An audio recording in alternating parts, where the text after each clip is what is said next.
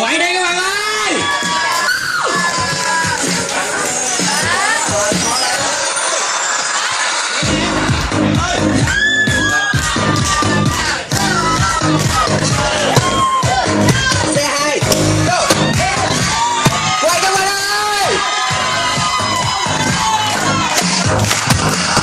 Bao nhiêu lâu ta không gặp nhau, bao nhiêu lâu ta không thấy nhau. Yêu em con tim đầm sâu, vậy mà người vội vàng quên mau. Dạo bên em anh rồi có sao, làm lên đường để rồi mất nhau. Hai đứa ta quen được bao lâu, để tình yêu phai màu. Kết thúc cuộc tình này sẽ chấm hết, chỉ còn lại mình anh thôi.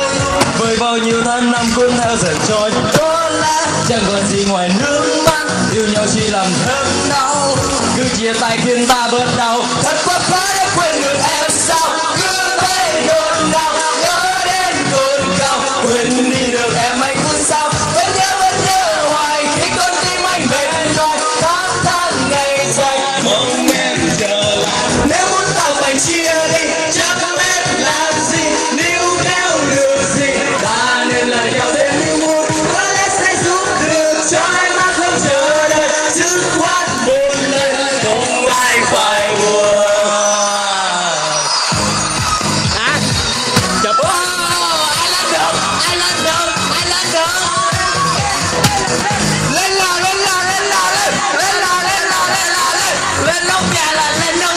lên nóc nhà là bắt tân ra. Thấy nhau khi yêu em con tim đầm sâu, vậy mà người vội vàng quên mau. Sao bên em bao nhiêu có sao, làm anh lung bên người mất nhau. Hai đứa ta quên được bao lâu, để tình yêu phai màu. Kết thúc cuộc tình này sẽ chấm hết, chỉ còn lại mình anh thôi.